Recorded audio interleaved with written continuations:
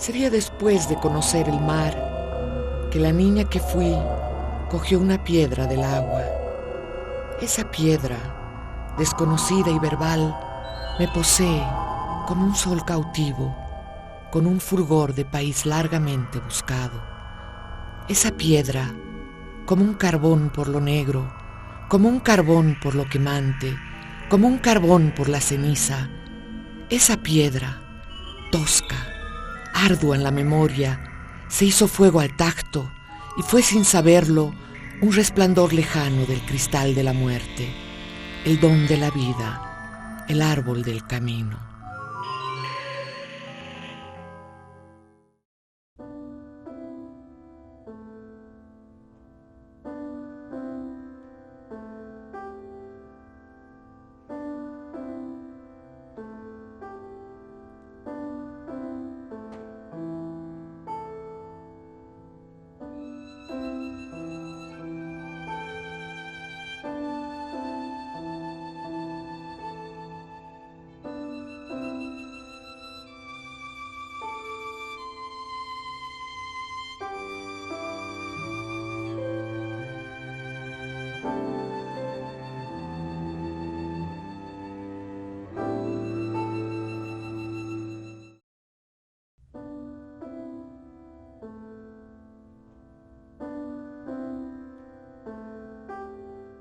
No es exagerar, a los 9 años el papá de esta mi amiga Vilma Strauss, que era un gran lector de Salgari, de Verne y demás vainas, Dumas, me indujo a leer Salgari y listo, ¿no es cierto? Ahí comenzó la historia y nunca ha acabado.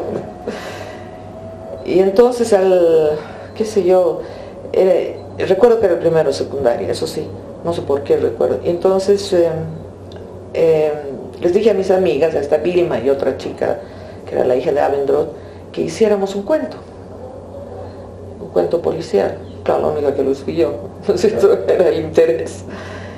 Y escribí una especie de novela policial que trataba, lo que me acuerdo es que trataba sobre una llamita de oro que había desaparecido del museo y que según parecía estaba escondida por el lago, en alguna casa del lago, no sé qué sea. Eso es todo lo que me acuerdo. Y me acuerdo también que es de alguna manera otra pasión mía, que hice el libro.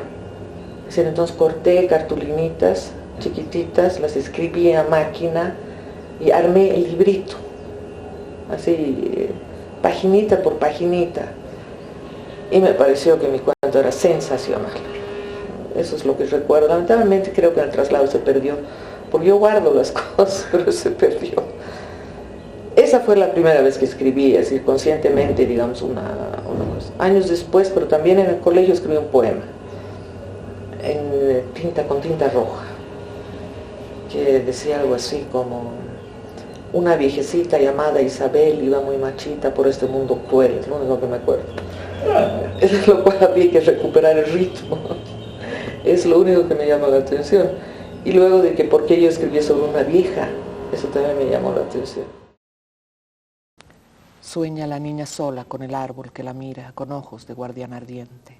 Sueña el mar con la niña que lo mira con ojos de serpiente. Sueña el árbol con el mar que lo mira con ojos de ausente. Sí, sueñan, todos sueñan, mientras crece un árbol sobre el mar.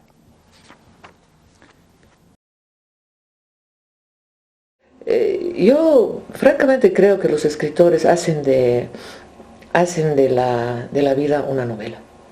Es decir, la caminan como si ellos fueran protagonistas de una novela. Y hay una especie de necesidad de escribir eso, ¿no? De que quede constancia.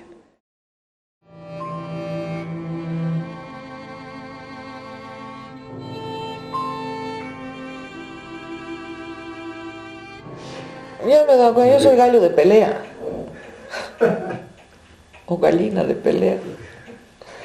Entonces, si no tengo, qué sé yo, si no tengo que pelear por algo, si no tengo que pelear seriamente, entonces no me interesa mucho. Realmente yo no sirvo para la rutina. Es una cosa increíble. A mí misma me ha sorprendido. No, la primera cosa que y ese es otro de los rasgos de mi carácter, personalidad, o qué sé yo, no sé cómo llamarlo verdaderamente, y es que me empluma, pero me empluma y me parece absolutamente invivible tener que vivir bajo un régimen, es decir, que tengo que ir a trabajar, que tengo que cumplir horarios, que tengo que hacer esto, que tengo que hacer lo otro, que en el fondo no me interesa. No soy obediente tampoco, no puedo ser obediente. Yo misma me riño muchas veces por eso. Y no tengo esa humildad. Yo misma me apalabreo mucho en la vida, siempre lo he hecho, para calmarme, para poder aceptar algunas cosas, ¿no? Y claro, mi argumento fundamental era la humildad, que yo no era humilde, que tenía que aprender la humildad de marcar una tarjeta, de estar ahí a las 8 de la mañana, de asistir, yo creo que es un acto de humildad también, pero se me hacía insoportable, a pesar de todo mi apalabreamiento, eso es un neologismo, que me hacía yo misma. No puedo.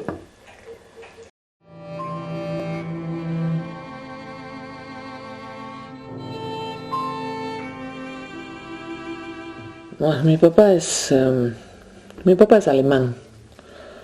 Ha nacido en 1912. Y tengo la alegría de que siga vivo. Su nombre es Wilhelm Bittöchter. Es alemán de Hamburgo. Y venía de una familia relativamente pobre. Su madre era judía y su padre era alemán.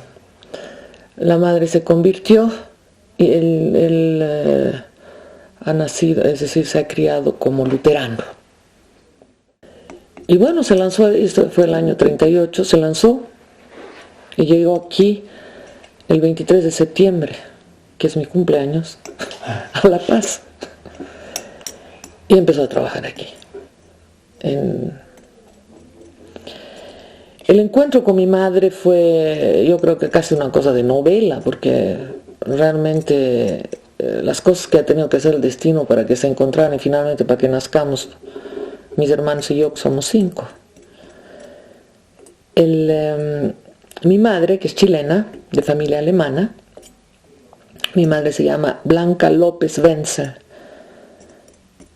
y estaba a punto de casarse, ella es de 1915, estaba a punto de casarse y su madre le ofreció como despedida de soltera un viaje a España, pero en la medida en que su mejor amiga estaba en La Paz, casada con otro alemán,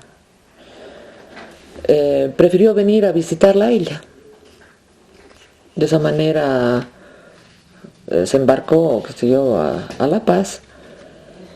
Y el mismo día en que llegó, y al hacer el telegrama a su madre para decirle que había llegado bien y sin problemas, había un caballero que se cayó en el correo. Ese caballero era mi papá y mi mamá lanzó una carcajada impresionante, mi padre se puso rojo, la vio mi mamá y según cuentan dijo, esta es una mujer para mí. Y ahí empezó la historia, esto parece que fue en abril, algo así. Lo cierto es que en octubre estaban casados. En mi casa reinaba nomás la violencia. Mi papá era, yo considero un hombre violento, ¿no es cierto? Es decir, había golpes, había de todo. Creo que por la tensión que había en mi casa, mi papá producía mucha tensión porque todo tenía que ir al estilacho alemán, no podías retrasarte, por ejemplo, en la comida, tenías que comer educadamente con las manitos aquí, ¿no es cierto? Así tal cual probablemente el gran pedagogo Schreber había mostrado a los alemanes cómo tenían que comportarse. Entonces había esa presión muy fuerte, ¿no? Y como mi papá creía en el castigo, en un castigo corporal, entonces, bueno, había muchas... nos pegaban, que sé yo, con chicote, aunque yo he sido la única que ha pegado solo una vez, Yo lo atribuyo a mi astucia, más que a mi buen hacer. Bueno, ocasionaba mucha atención a los chicos, en nosotros. Y eso hacía que nosotros, entre nosotros, éramos muy violentos. Con mis padres hablábamos alemán. Sí, pues yo te he contado alguna vez que mi castellano era un castellano de calle, ¿no es cierto? Y además absolutamente paseño y miraflorino. Entonces eso daba pues un castellano de cuarta categoría, ¿no? Yo hablaba muy mal. Y realmente sí se reían de mí en el colegio también, pero no, eso no estaba bien. Porque yo hablaba ya, así, hacía cosas absolutamente paseñas y bueno, pues popular era la cosa. Y el barrio era muy lindo. Para mí fue una experiencia, y después comparando con la Florida era maravilloso, pues yo vivía en la calle, digamos, cuanto podía, y no, pues, pasaba ahí las cosas importantes de mi vida, ¿no? De mi época todavía de colegio primario y de mi estadía en Miraflores, y era la Revolución del 52.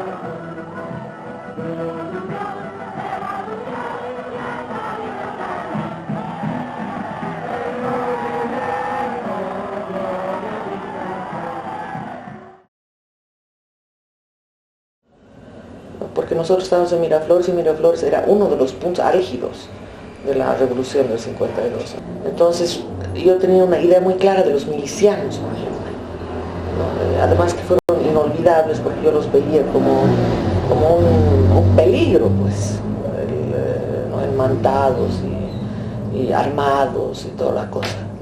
Y la revolución misma, ¿no es cierto?, nos trajo a la casa 17 balas que rebotaron a la casa. Y además, otra cosa es que nosotros ya no, como entraban las balas, algunos entraban por la ventana también, ya no dormíamos en los dormitorios, sino, bueno, dormíamos en los colchones, pero para almorzar, por ejemplo, bajábamos al sótano. La casa tenía un enorme sótano y ahí abajo mi mamá calentaba la comida a querosén con unos anafes y almorzábamos ahí. Entonces era toda una cosa de aventura, de cosas así, ¿no es cierto? Es decir, desde que tengo uso de razón, ¿no es cierto?, la historia del país, ¿no es cierto?, de alguna manera siempre está presente, está afuera y cualquier cosa puede suceder.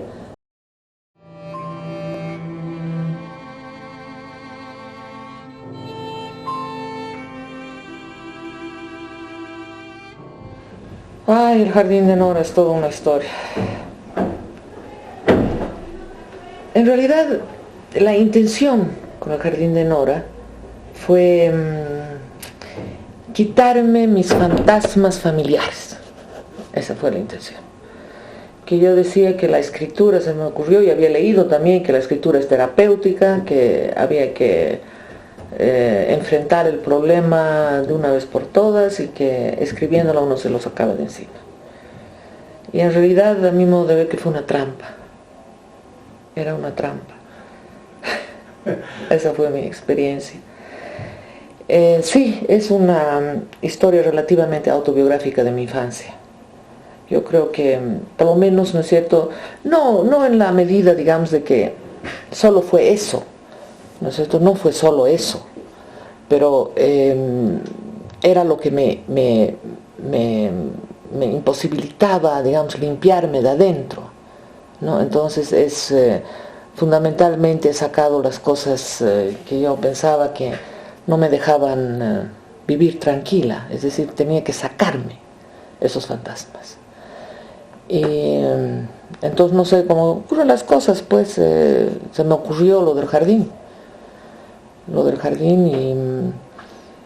y varios de los delirios, ¿no es cierto?, haber vivido, porque yo algún momento sobre todo de adolescente, he sufrido por no tener tradición familiar. A ver, se me ocurrió de que era una macana no tener tradición familiar, de no tener primos, no podía escaparme de mi casa sin que me reciba una tía, o que me recibiera una tía, no tenía tías, no tenía a nadie, tenía a mis padres y se acabó, y había que sufrirlo. Entonces, esa fue una de las cosas, ¿no es cierto? Luego, yo había vivido, ya lo he contado de una manera, me parecía opresiva y violenta. Entonces, bueno, esa es otra de las partes del Jardín de Nora. Después vivíamos en un país que no era, ¿no? Esa fue mi experiencia también en la universidad, ¿no? Es decir, ni en el colegio ni en mi casa vivíamos en Bolivia, ¿no es cierto? No sé dónde vivíamos, pero no vivíamos en Bolivia, ¿no? Entonces esa fue otra de los fantasmas que aparecen en el Jardín de Nora, ¿no? Y luego la presencia, ¿no es cierto?, de un mundo que me parecía mucho mejor, que era el mundo, digamos, en este caso de los aymaras, en los que entre tanto, ¿no es cierto?, me parecía que eran más sabios. Entonces todos esos fantasmas aparecieron en el Jardín de Nora y bueno, al final los mudos matan a los padres de alguna manera. Y esa fue la trampa. ¿No es cierto? La que cayó en el hueco fui yo, porque tenía mucha mala conciencia. Y mucha mala conciencia porque de algún modo me pareció que había una traición respecto a mis padres. Y bueno, me enfermé después, ¿no?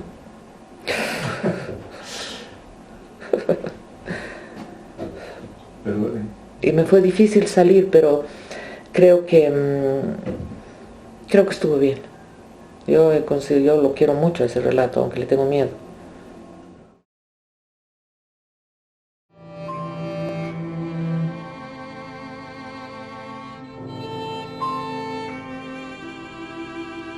Porque me tocó un profesor que fue del cual me enamoré, obviamente, que me tenía cierta debilidad y según él descubría en mí dotes para la literatura.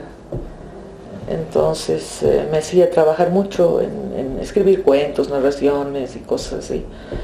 Y en ese sentido me iba muy bien. Y tenía pues esa confianza que a veces tienen los profesores en sus alumnos y que los alumnos reciben con gran entusiasmo.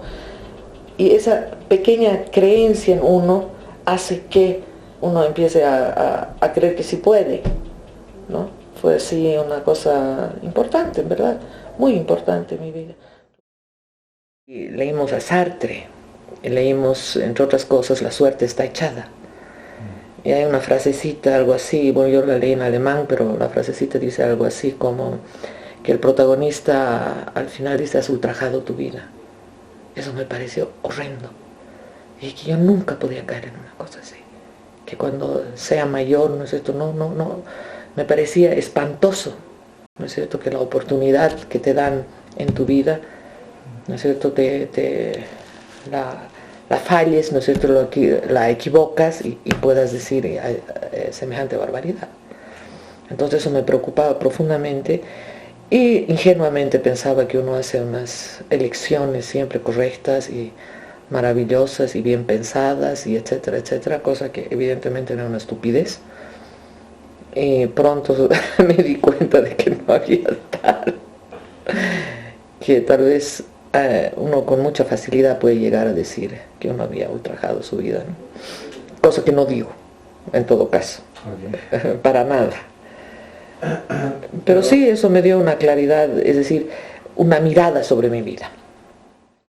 Muchas veces el colegio no participaba en las huelgas, entonces sobre todo venían los del Ayacucho, del colegio de Ayacucho, a apedrearnos, porque pasábamos clases cuando no debíamos pasar clases. Entonces, bueno, era todo un lío y nos teníamos que esconder y no salir del colegio, había peligro, cómo íbamos a hacer a la salida, y se armaba todos unos rumores ahí en el colegio. Entonces era es decir, siempre estaba presente, ¿no?, el peligro, entre comillas, ¿no es cierto?, que significaba transgredir en realidad las leyes que dictaban los colegios fiscales, ¿no? porque en esa época sí venían a apedrear si no pasábamos clases o qué sé yo, éramos mal vistos, por ser del colegio alemán y toda esa vaina, ¿no? Que significaba no participar en lo que supuestamente en las luchas sociales, pues.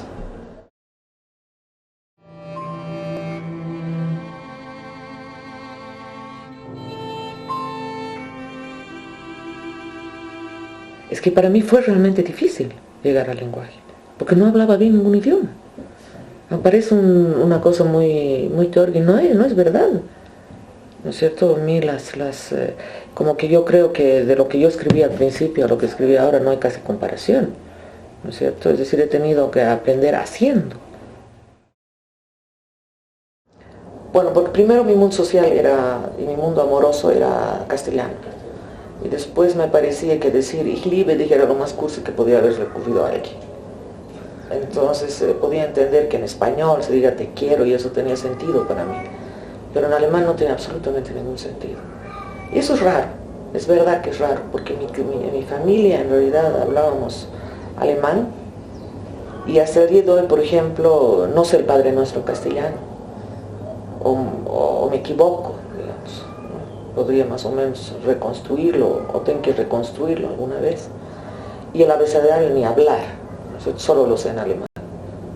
Entonces, así hay cosas, hitos, ¿no es cierto?, que solo puedo hacerlo en alemán todavía, pero todo lo demás era en castellano. Y empecé a escribir, y eso que escribía un montón de cosas en alemán, es decir, las cosas que corregía mi profesor, al cual yo amaba tanto, eran en alemán. Y él las aprobaba en alemán, obviamente, y le parecían muy bien y todo. Pero cuando yo escribía de molto propio era en castellano. Y el cuento era en castellano también. Es decir, de alguna manera era mi lengua. Pero sí, el gobierno de un lenguaje es importante, creo. Llegar a expresarte es eso, ¿no?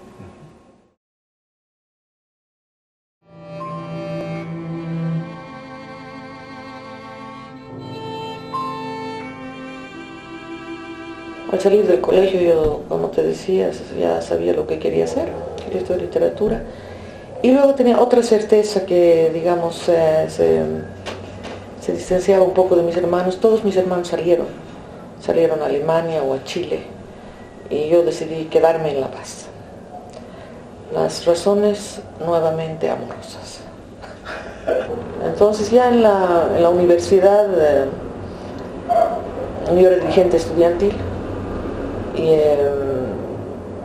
Y bueno, se empezó a armar la grande, pues, porque en esos 4 años llegamos hasta la Asamblea Popular, pues.